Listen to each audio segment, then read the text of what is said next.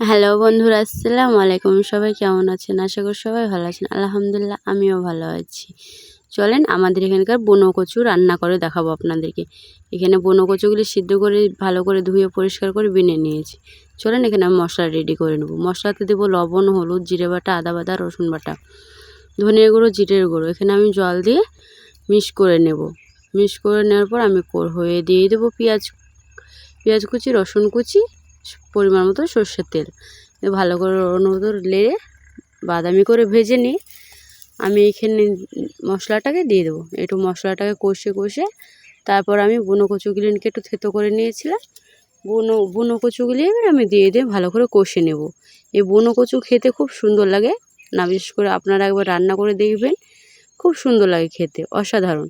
দেখুন বুনো কচুটা আমার খুব সুন্দর করে কষানো হয়ে গেছে, লেগে যাচ্ছে।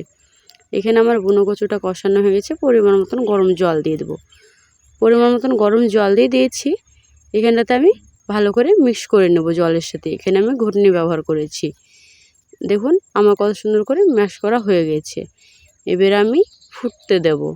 আমি একটু অনবরত নেড়েই যাব এখানটাতে ভালো করে যত নাড়ব তত ভালো করে মিশ খেয়ে যাবে, নাহলে একটু গুটি পেকে যাবে। গুটি পেকে গেলে মুখটা চুলকানোর সম্ভাবনা থাকবে।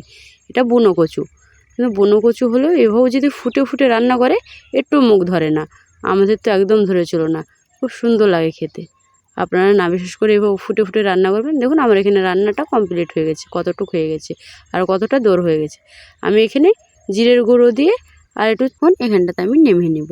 এখানে নামানোর পর আমি সার্ভ করে নেব। খেতে খুব সুন্দর লাগে। ভালো লাগলে একটা লাইক, একটা কমেন্ট, একটু শেয়ার করে দেবেন আর একটু পাশে থাকবেন। ধন্যবাদ। আর কি বলবো বন্ধুরা, খেতে খুব সুন্দর লাগে। আপনারাও এভাবে রান্না করবেন, খেতে খুব ভালো হয়। কিন্তু আমাদের অসুবিধা হয়নি, আমরা এমনি খেয়েছিলাম, খুব সুন্দর লেগেছিলো। দেখুন দেখতেও খুব সুন্দর হয়েছে। এভাবে প্লিজ একবার